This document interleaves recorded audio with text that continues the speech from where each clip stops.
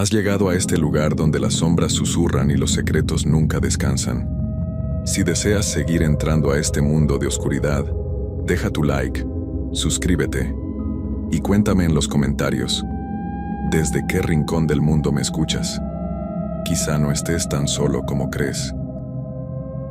Hay lugares en este mundo donde lo imposible se vuelve cotidiano, donde las tradiciones ancestrales siguen vivas y donde la línea entre lo real y lo sobrenatural se difumina hasta desaparecer. Catemaco, en Veracruz, es uno de esos lugares. Durante siglos, esta región ha sido conocida por sus brujos, sus rituales y sus misterios que desafían cualquier explicación lógica. Lo que voy a contarles no es producto de mi imaginación, es mi testimonio, mi experiencia vivida en carne propia. Algunos dirán que fue sugestión, otros que mi mente jugó conmigo, pero yo sé lo que vi, lo que sentí, lo que viví.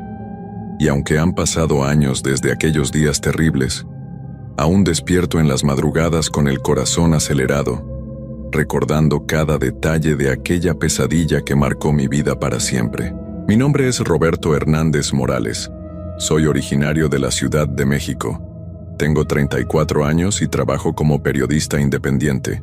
Siempre me han interesado las tradiciones mexicanas, especialmente aquellas que la gente prefiere mantener en secreto. Cuando mi editor me propuso hacer un reportaje sobre la brujería en Catemaco, acepté sin dudarlo. Pensé que sería otra historia más para mi portafolio, una aventura interesante que me permitiría conocer nuevos lugares y personas. Qué equivocado estaba. Llegué a Catemaco un martes de octubre del año pasado. El pueblo se veía tranquilo bajo la luz dorada del atardecer, con sus casas de colores y sus calles empedradas que parecían sacadas de una postal. La laguna se extendía como un espejo oscuro, reflejando las nubes que se acumulaban en el horizonte. Todo parecía normal, pintoresco incluso. Me hospedé en un pequeño hotel del centro, regentado por una señora mayor llamada Esperanza. Era una mujer delgada, de cabello blanco recogido en un chongo, con ojos que parecían haber visto demasiado. Cuando le comenté el motivo de mi visita, su expresión cambió completamente. Se quedó en silencio por un momento, observándome con una intensidad que me incomodó. Luego, moviendo lentamente la cabeza, me dijo con voz apenas audible: «Joven, hay cosas que es mejor dejar en paz. Aquí en Catemaco, la brujería no es un juego ni un espectáculo para turistas. Es algo real, algo poderoso, algo que puede cambiar su vida de maneras que usted no imagina». Le agradecí su preocupación, pero le expliqué que era periodista y que mi trabajo era investigar este tipo de temas. Ella suspiró profundamente y me entregó las llaves de mi habitación. «Que Dios lo proteja», murmuró mientras se alejaba, persignándose 3 veces. Esa primera noche dormí tranquilo, aunque tuve sueños extraños. Soñé con figuras encapuchadas que danzaban alrededor de una fogata, con cánticos en un idioma que no pude entender. Desperté varias veces durante la madrugada, pero pensé que eran solo nervios por estar en un lugar nuevo. Al día siguiente comencé mi investigación. Caminé por las calles del pueblo, hablé con algunos comerciantes y traté de encontrar personas dispuestas a contarme sobre las tradiciones locales. La mayoría se mostraba reacia a hablar del tema. Cuando mencionaba la palabra brujería, las conversaciones se cortaban abruptamente y las personas encontraban excusas para alejarse de mí. Fue hasta el mediodía que logré hablar con alguien dispuesto a ayudarme. Se llamaba Aurelio. Era un hombre de unos 60 años, pescador de la laguna, con las manos curtidas por años de trabajo y una mirada serena que inspiraba confianza. Lo encontré sentado en el malecón, remendando sus redes. «¿Brujería, dice usted?», me preguntó cuando me acerqué. «Pues sí, aquí hay de eso, pero no es como la gente de fuera se imagina. Aquí los brujos de verdad no andan presumiendo ni haciendo espectáculos. Los que hacen eso son para los turistas. Los verdaderos brujos, esos son diferentes». Aurelio me explicó que en Catemaco había 2 tipos de practicantes: los que se dedicaban al turismo, haciendo rituales llamativos para visitantes curiosos, y los verdaderos brujos, aquellos que habían heredado conocimientos ancestrales y que practicaban artes que venían de tiempos muy antiguos. Si usted quiere conocer de verdad lo que es la brujería aquí, me dijo bajando la voz, tiene que buscar a don Crescencio. Él vive en las afueras del pueblo, hacia el cerro. Pero le advierto, joven, él no recibe a cualquiera, y si lo recibe, es porque usted le interesa para algo. Las palabras de Aurelio me llenaron de curiosidad, y debo admitirlo, también de cierto temor. Pero como periodista, sabía que las mejores historias siempre venían acompañadas de un poco de riesgo. Le pedí que me dijera cómo llegar a la casa de don Crescencio. Siga el camino de tierra que sale por detrás de la iglesia, me explicó. Camine como media hora hasta llegar a un árbol de ceiba muy grande. Ahí va a haber un sendero que se mete al monte. Sígalo hasta que llegue a una casa de adobe con techo de palma. Esa es la casa de don Crescencio. Antes de despedirnos, Aurelio me tomó del brazo con fuerza. Una cosa más, joven. Si don Crescencio le pregunta por qué quiere verlo, dígale la verdad. A él no se le puede mentir. Y si él le dice que se vaya, váyase inmediatamente. No discuta, no insista. Váyase y no voltee para atrás. Regresé al hotel para prepararme. Guardé mi grabadora, mi libreta, una botella de agua y algo de dinero en mi mochila. Le comenté a doña Esperanza que saldría a caminar por los alrededores del pueblo. Ella me miró con preocupación. «Va a buscar a don Crescencio, ¿verdad?», me preguntó. Me sorprendió que lo supiera. «En este pueblo todo se sabe», añadió antes de que pudiera preguntarle cómo lo había adivinado. «Tenga mucho cuidado, joven. Don Crescencio es un hombre muy poderoso, pero también muy peligroso. No todos los que van a verlo regresan siendo los mismos». Sus palabras me causaron un escalofrío, pero ya había tomado mi decisión. Salí del hotel cuando el sol empezaba a declinar. Encontré el camino de tierra detrás de la iglesia y comencé a caminar. El sendero serpenteaba entre árboles y arbustos, alejándose gradualmente del pueblo. A medida que avanzaba, el ambiente se volvía más denso, más cargado. Los sonidos del pueblo se desvanecían poco a poco, siendo reemplazados por los ruidos del monte. El crujir de las hojas secas bajo mis pies, el canto distante de algunos pájaros, el susurro del viento entre las ramas. Después de caminar durante lo que me pareció una eternidad, vi la ceiba de la que me había hablado Aurelio. Era un árbol impresionante, con un tronco tan ancho que hubieran hecho falta varias personas para abrazarlo. Sus raíces sobresalían de la tierra como serpientes petrificadas, y sus ramas se extendían formando una copa inmensa que bloqueaba gran parte de la luz del sol. Junto al árbol, efectivamente, había un sendero apenas visible que se internaba en la vegetación más densa. Respiré profundo y me adentré por ese camino. El sendero era estrecho y serpenteante.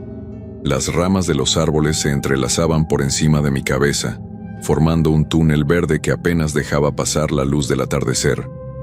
Con cada paso que daba, sentía como si me alejara no solo del pueblo, sino del mundo normal que conocía. Había algo extraño en aquel lugar.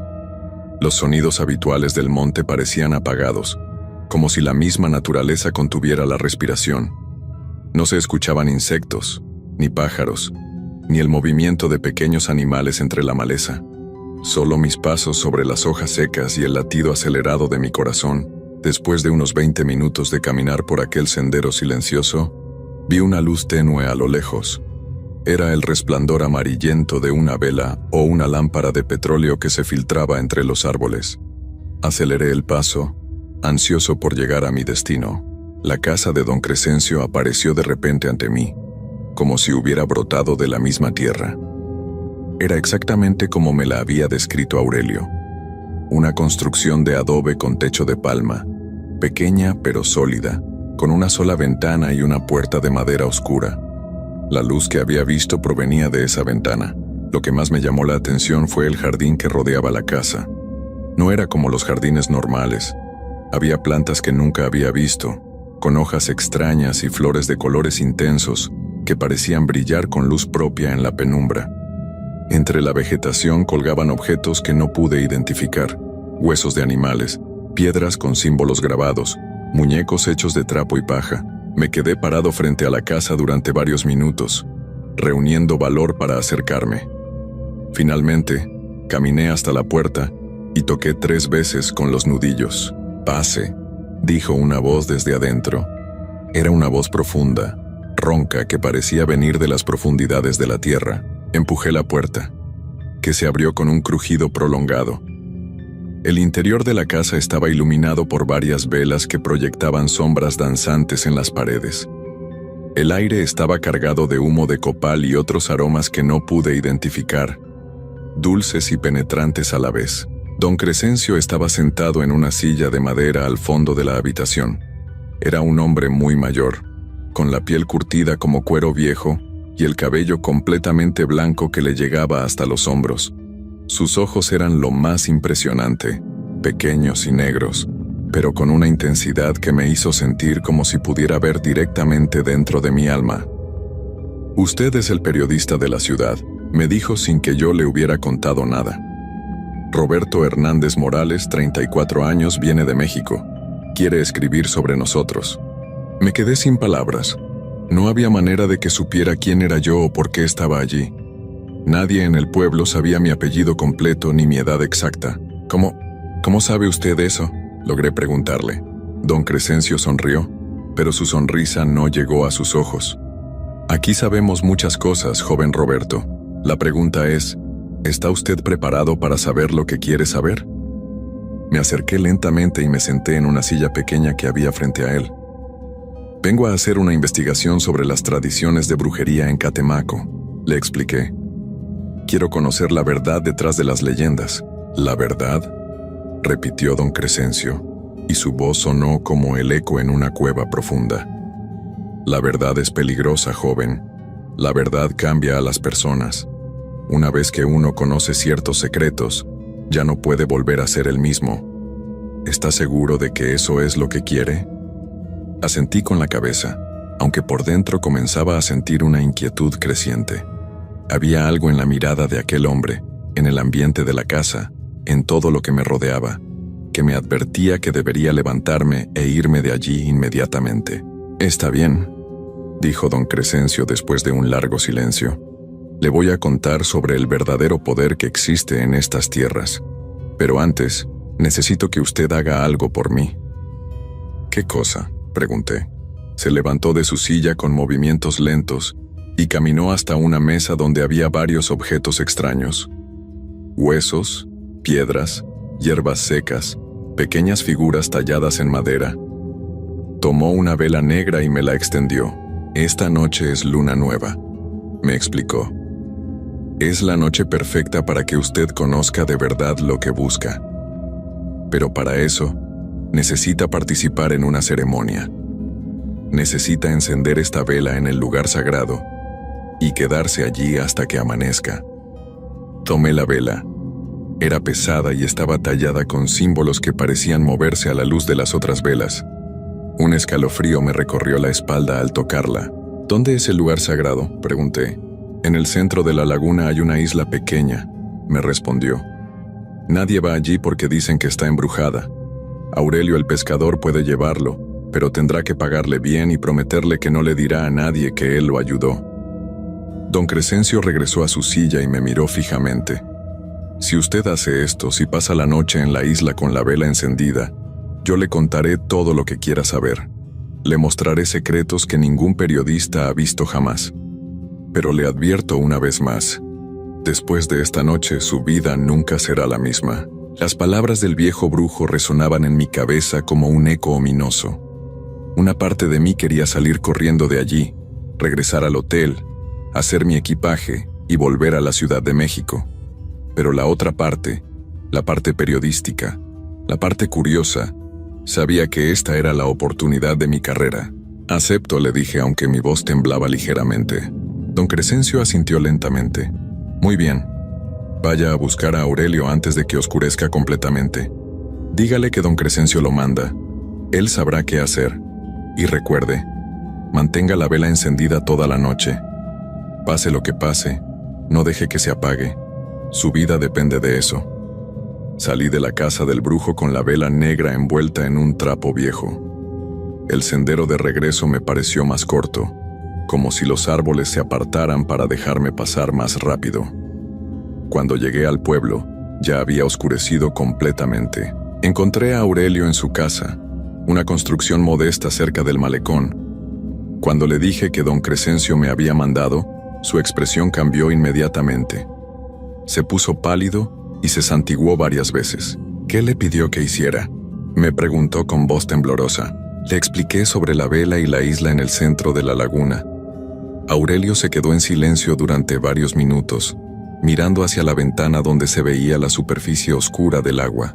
«Esa isla», murmuró finalmente, «lleva décadas sin que nadie ponga un pie ahí.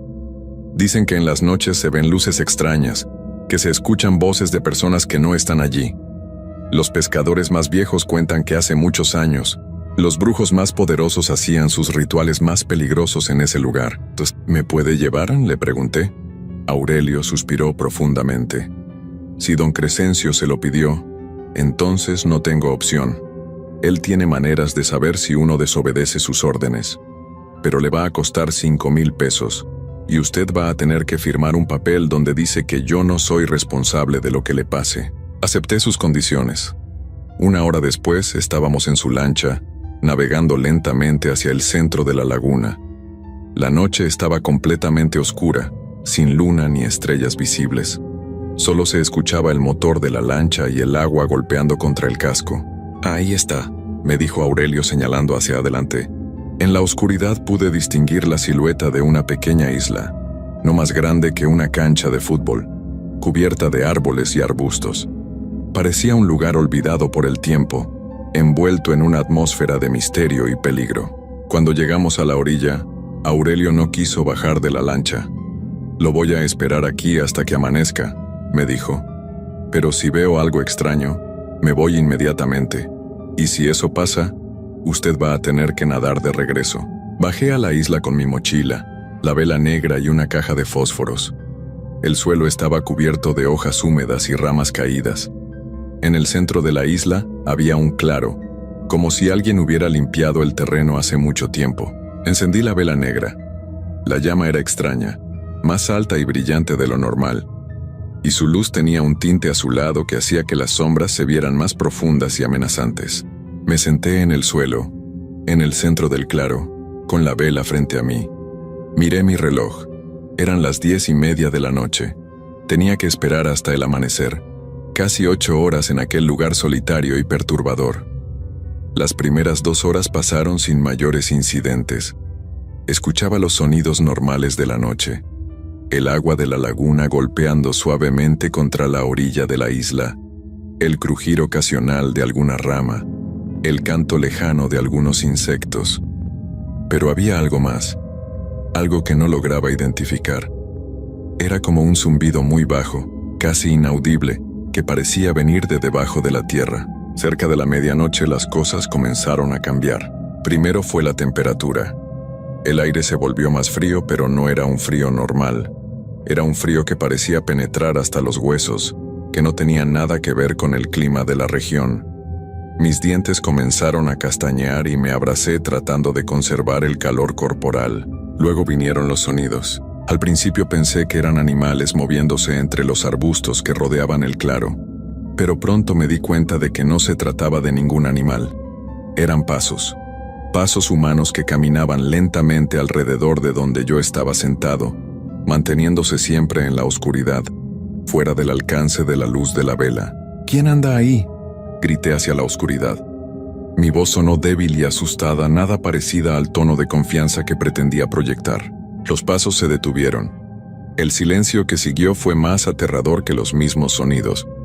Era un silencio absoluto, como si toda la vida en la isla hubiera dejado de existir de repente. Entonces escuché la voz. Era una voz de mujer, pero no sonaba como ninguna voz humana que hubiera oído antes.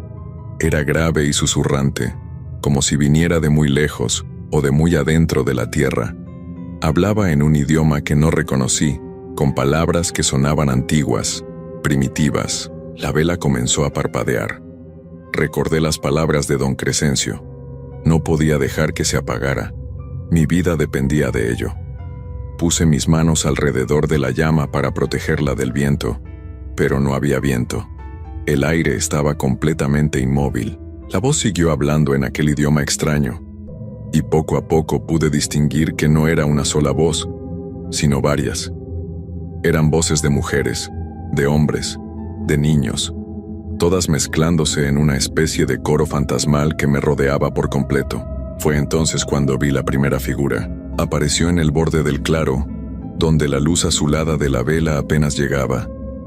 Era la silueta de una mujer alta, vestida con una túnica larga que parecía flotar sin tocar el suelo. No podía ver su cara, pero sabía que me estaba mirando.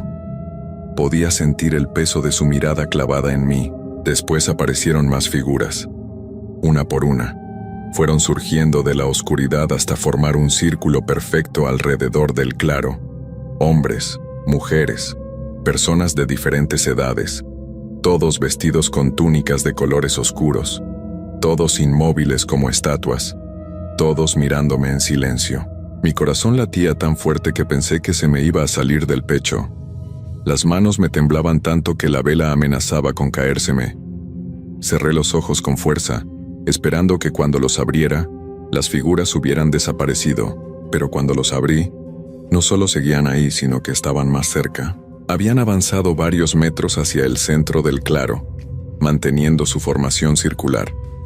Ahora podía ver mejor sus rostros, y lo que vi me llenó de un terror que jamás había experimentado antes. No tenían ojos. En lugar de ojos tenían dos cavidades negras y profundas que parecían pozos sin fondo.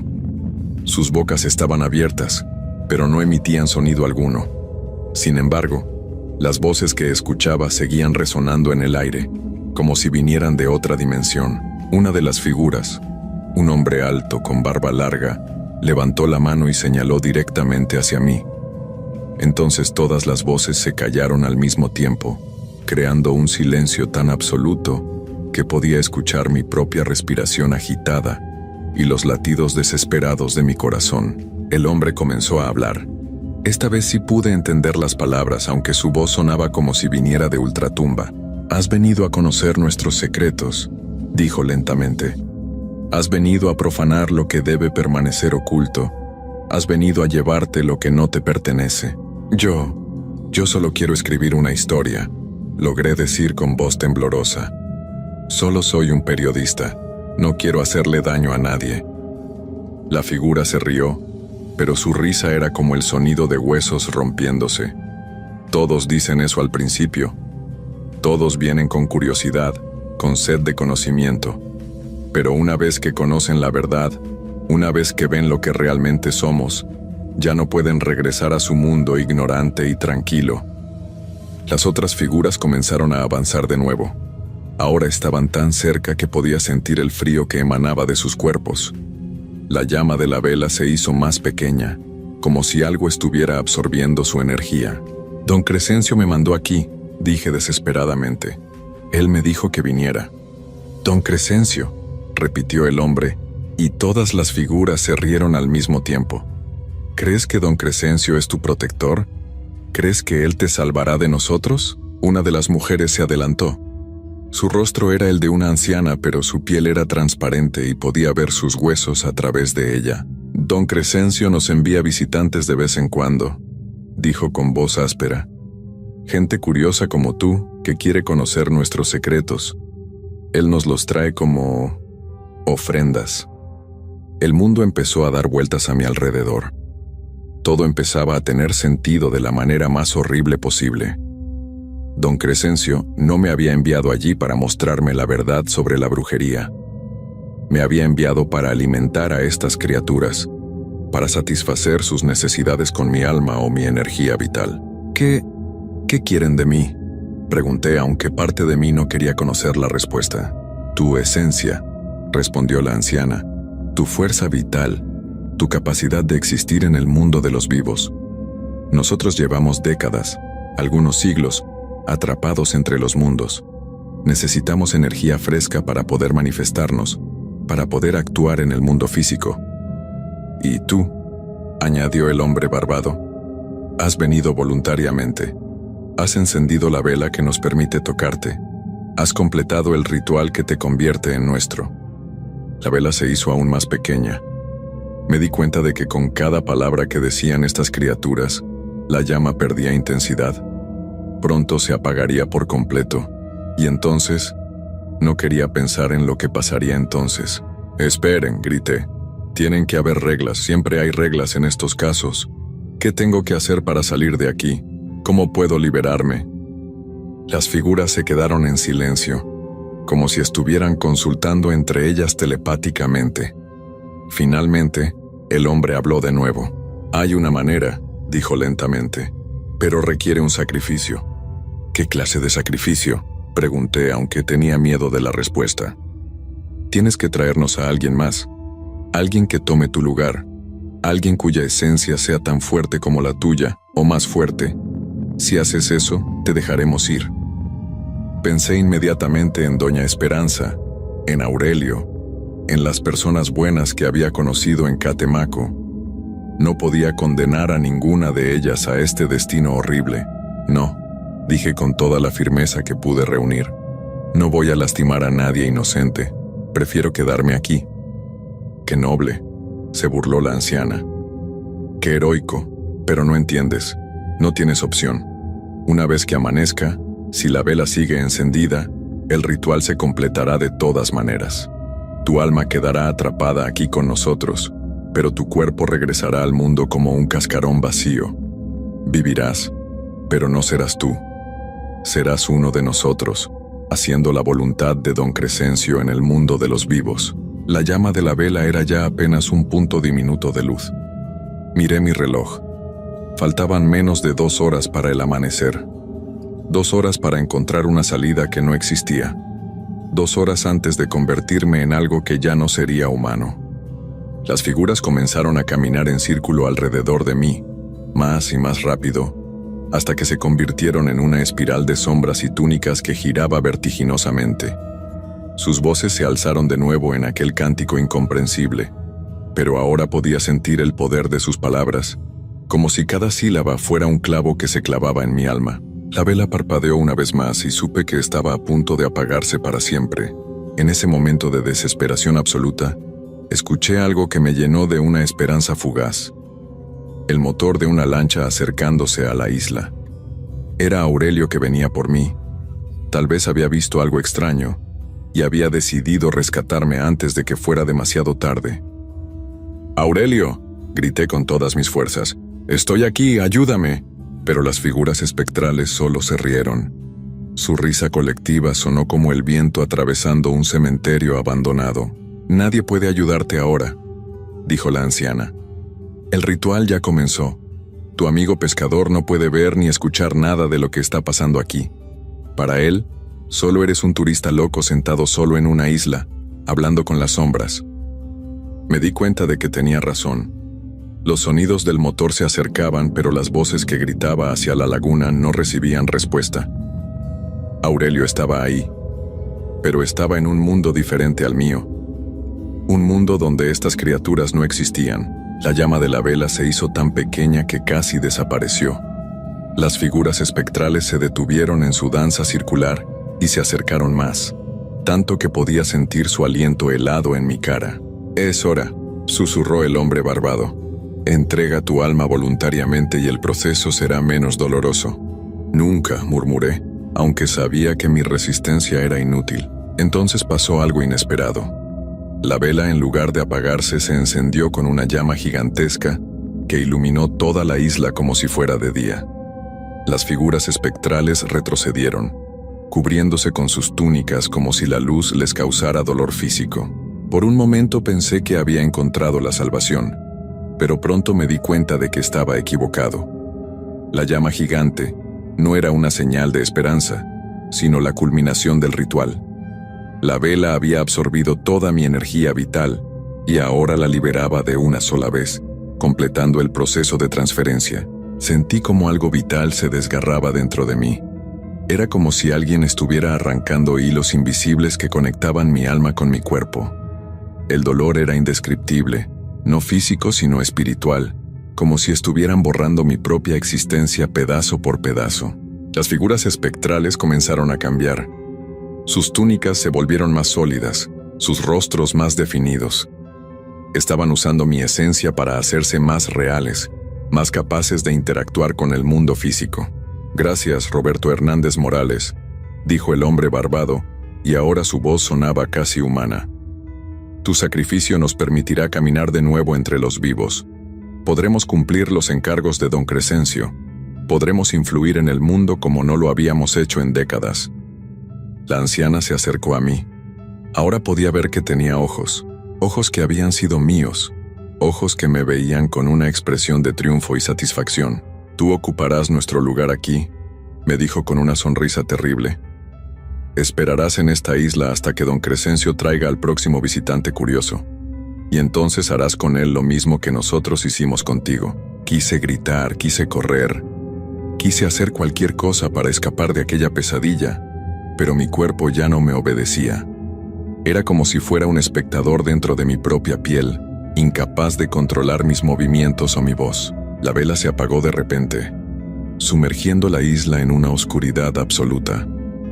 Cuando mis ojos se acostumbraron a la falta de luz, las figuras espectrales habían desaparecido. Estaba solo de nuevo en el claro, pero ya no era yo quien estaba allí. Era algo diferente, algo que había tomado mi lugar mientras mi verdadero ser quedaba atrapado en una prisión invisible. Escuché la voz de Aurelio desde la orilla de la isla. Joven Roberto, ya amaneció, es hora de regresar. Me levanté del suelo con movimientos que no controlaba. Mi cuerpo caminó hacia la orilla como un títere manejado por hilos invisibles. Subí a la lancha de Aurelio. Me senté en silencio mientras él navegaba de regreso al pueblo. ¿Cómo le fue?, me preguntó Aurelio durante el viaje. ¿Vio algo extraño? Mi boca se abrió y escuché mi propia voz respondiendo, pero las palabras no eran mías. No, todo estuvo muy tranquilo. Solo fue una noche aburrida en una isla vacía. No hay nada de brujería en este lugar. Todos son leyendas falsas. Aurelio me miró con extrañeza, probablemente porque mi tono de voz había cambiado, porque algo en mi expresión ya no era la misma. Pero no dijo nada más durante el resto del viaje. Cuando llegamos al pueblo, mi cuerpo se dirigió directamente al hotel. Doña Esperanza me recibió con una sonrisa de alivio. Qué bueno que regresó sano y salvo, me dijo.